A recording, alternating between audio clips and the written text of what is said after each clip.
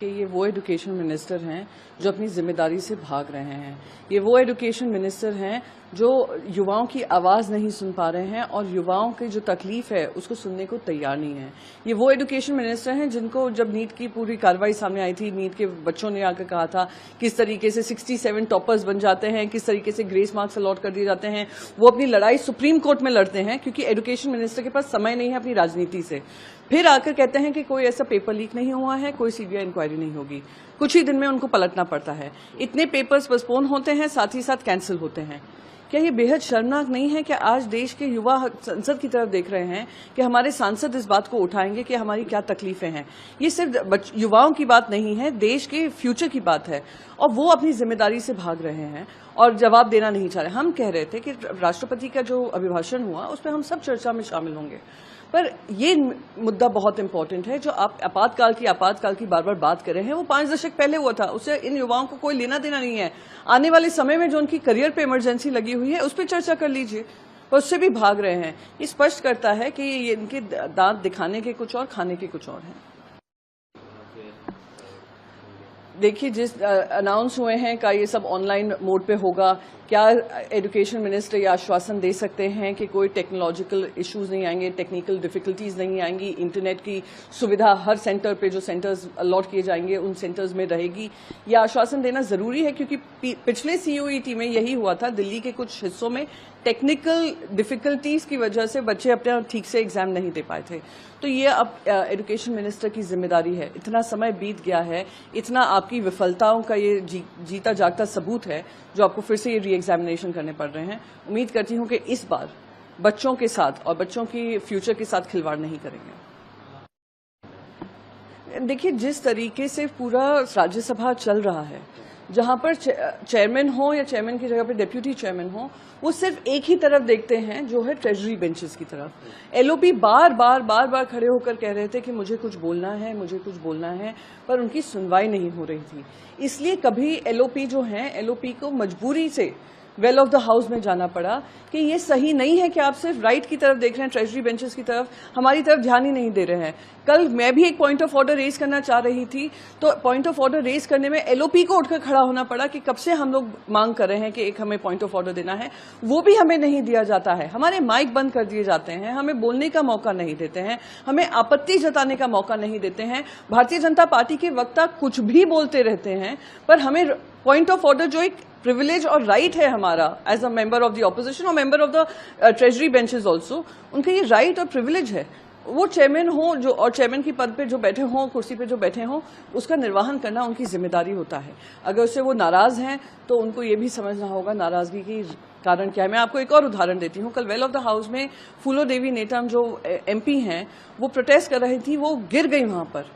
High blood pressure के चलते वो गिर गई वहां पर। फर्स्ट एड आया, एक डॉक्टर थी वहां पर, डीएमके की डॉक्टर थी कनीमोड़ी जी, उन्होंने उनको देखा, फिर उनको अस्पताल भेजा गया, आरएमएल अस्पताल। और पता है आपको पार्लियामेंट कितनी देर के लिए adjourn हुआ? सिर्फ 5 मिनट के लिए। ये पहली बार होगा इतिहास में कि हम लोग ने एक इतना इनसेंसिटिव, इनह्यूमन चेहरा दिखाया है कि एक हमारी सिटिंग मेंबर ऑफ पार्लियामेंट गिर जाती हैं, कोलैप्स कर जाती हैं, उनको आरएमएल भेज दिया जाता है, पर संसद की कार्रवाई चलती रहती है।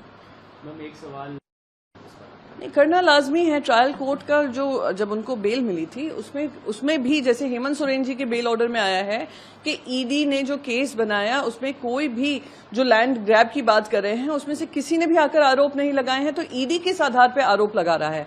तो दिखा रहा है ये पॉलिटिकल विच हंट है। ट्रायल कोर्ट ने भी ये कहा बेल ऑर्डर में, ये था कि ईडी कोई भी जो एविडेंस है साबित नहीं कर पा रहा है। बहुत सारे डॉक्यूमेंट्स हैं पर उस डॉक्यूमेंट्स में कोई सॉलिड एविडेंस नहीं है जो दिखाता है कि ये करप्शन का इशू है। तो ये एजेंसीज का जो दुरुपयोग हो रहा है उसके खिलाफ हम सभी इस प्रोटेस्ट में मैं मानती हूँ इस प्रोटेस्ट में शामिल होना चाहिए, क्योंकि जो दुरुपयोग किया जा रहा है केंद्र सरकार की तरफ से, अब समय आ गया है कि 240 वाली भारतीय जनता पार्टी है, दूसरी राज्य पार्टियों के साथ आकर उन्होंने सरकार बनाई है। एजेंसीज को अभी भी हरकत में आ जाना चाहिए, वरना हमारी जब सरकार बनेगी हम पूरी कोशिश करेंगे कि जो उनकी रीढ़ की हड्डी खत्म हो गई है उसको फिर से कायम करें। मैं बस यही कहूंगी कि देवेंद्र फडणवीस अब वो इंसान हैं जिन्होंने सोचा था कि वो अमित शाह और नरेंद्र मोदी जी का कॉम्बिनेशन महाराष्ट्र में है, पर जनता ने उनको बता दिया कि वो कहां पर हैं। 21 सीट से भारतीय जनता पार्टी 9 सीट पे आ गई इन्हीं के नेतृत्व में। दिखाता है कि अभी तो ट्रेलर हुआ है, पिक्चर अभी बाकी है और महाविकास आघाड़ी बहुमत से आएगी। रही बात बजट की, जिस तरीके से उन्होंने सारी स्कीम्स बताई हैं, दिखाता है कि भारतीय जनता पार्टी को लगता है कि वोटर्स को हम किसी तरीके से लास्ट मिनट पे कोई हम वेलफेयर स्कीम दे देंगे, जो नाराज वोटर्स हैं वो अपना मन बदल लेंगे। पर जो महाराष्ट्र के वोटर्स हैं उन्होंने 2 साल में सिर्फ भ्रष्टाचार देखा, उनके लिए कोई काम नहीं देखा, सिर्फ एक ऐसी गंदी राजनीति देखी जिसके चलते वो उनसे नाराज हैं। ये पैसों के बल पे ये जो खरीदने की कोशिश करते हैं, ईमान खरीदने का काम किया है उन्हें। इनको लगता है अगर वोटर्स भी ऐसे पैसे दे देकर आप उनके वोट खरीदेंगे तो ये इस भ्रम में ना रहें और दूसरों को के बारे में टीका टिप्पणी करने से पहले जरा अपने गिरेबान में झांकें कि आज जनता ने उनको क्यों विफल किया है। इसलिए कभी एलओपी जो हैं, एलओपी को मजबूरी से वेल ऑफ द हाउस में जाना पड़ा कि ये सही नहीं है कि आप सिर्फ राइट की तरफ देख रहे हैं, ट्रेजरी बेंचेस की तरफ, हमारी तरफ ध्यान ही नहीं दे रहे हैं। कल मैं भी एक पॉइंट ऑफ ऑर्डर रेज करना चाह रही थी, तो पॉइंट ऑफ ऑर्डर रेज करने में एलओपी को उठकर खड़ा होना पड़ा कि कब से हम लोग मांग कर रहे हैं कि एक हमें पॉइंट ऑफ ऑर्डर देना है, वो भी हमें नहीं दिया जाता है। हमारे माइक बंद कर दिए जाते हैं, हमें बोलने का मौका नहीं देते हैं, हमें आपत्ति जताने का मौका नहीं देते हैं। भारतीय जनता पार्टी के वक्ता कुछ भी बोलते रहते हैं, पर हमें पॉइंट ऑफ ऑर्डर जो एक प्रिविलेज और राइट है हमारा as a member of the opposition और member of the treasury benches also, उनका ये राइट और प्रिविलेज है। वो चेयरमैन हो जो और चेयरमैन की पद पे जो बैठे हों, कुर्सी पे जो बैठे हों, उसका निर्वहन करना उनकी जिम्मेदारी होता है। अगर उससे वो नाराज हैं तो उनको ये भी समझना होगा नाराजगी की कारण क्या है। मैं आपको एक और उदाहरण देती हूँ। कल वेल ऑफ द हाउस में फूलो देवी नेतम जो एमपी हैं, वो प्रोटेस्ट कर रही थी, वो गिर गई वहां पर, हाई ब्लड प्रेशर के चलते वो गिर गई वहां पर। फर्स्ट एड आया, एक डॉक्टर थी वहां पर, डीएमके की डॉक्टर थी कनीमोड़ी जी, उन्होंने उनको देखा, फिर उनको अस्पताल भेजा गया, आरएमएल अस्पताल। और पता है आपको पार्लियामेंट कितनी देर के लिए adjourn हुआ? सिर्फ 5 मिनट के लिए। ये पहली बार होगा इतिहास में कि हम लोग ने एक इतना इनसेंसिटिव इनह्यूमन चेहरा दिखाया है कि एक हमारी सिटिंग मेंबर ऑफ पार्लियामेंट गिर जाती हैं, कोलैप्स कर जाती हैं, उनको आरएमएल भेज दिया जाता है, पर संसद की कार्रवाई चलती रहती है।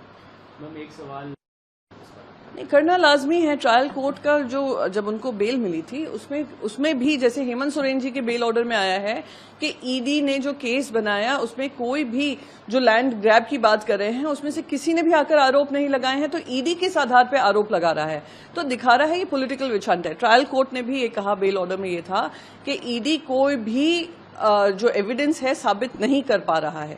बहुत सारे डॉक्यूमेंट्स हैं पर उस डॉक्यूमेंट्स में कोई सॉलिड एविडेंस नहीं है जो दिखाता है कि ये करप्शन का इशू है। तो ये एजेंसीज का जो दुरुपयोग हो रहा है उसके खिलाफ हम सभी इस प्रोटेस्ट में मैं मानती हूँ इस प्रोटेस्ट में शामिल होना चाहिए, क्योंकि जो दुरुपयोग किया जा रहा है केंद्र सरकार की तरफ से, अब समय आ गया है कि 240 वाली भारतीय जनता पार्टी है, दूसरी राज्य पार्टियों के साथ आकर उन्होंने सरकार बनाई है। एजेंसीज को अभी भी हरकत में आ जाना चाहिए, वरना हमारी जब सरकार बनेगी हम पूरी कोशिश करेंगे कि जो उनकी रीढ़ की हड्डी खत्म हो गई है उसको फिर से कायम करें। मैं बस यही कहूंगी कि देवेंद्र फडणवीस अब वो इंसान हैं जिन्होंने सोचा था कि वो अमित शाह और नरेंद्र मोदी जी का कॉम्बिनेशन महाराष्ट्र में है, पर जनता ने उनको बता दिया कि वो कहां पर हैं। 21 सीट से भारतीय जनता पार्टी 9 सीट पे आ गई इन्हीं के नेतृत्व में।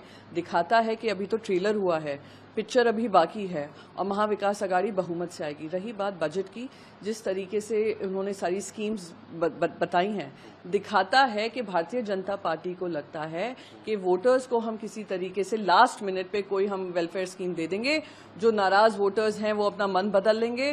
पर जो महाराष्ट्र के वोटर्स हैं उन्होंने 2 साल में सिर्फ भ्रष्टाचार देखा, उनके लिए कोई काम नहीं देखा, सिर्फ एक ऐसी गंदी राजनीति देखी जिसके चलते वो उनसे नाराज हैं। ये पैसों के बल पे ये जो खरीदने की कोशिश करते हैं, ईमान खरीदने का काम किया है उन्हें। इनको लगता है अगर वोटर्स भी ऐसे पैसे दे देकर आप उनके वोट खरीदेंगे तो ये इस भ्रम में ना रहें और दूसरों को के बारे में टीका टिप्पणी करने से पहले जरा अपने गिरेबान में झांकें कि आज जनता ने उनको क्यों विफल किया है।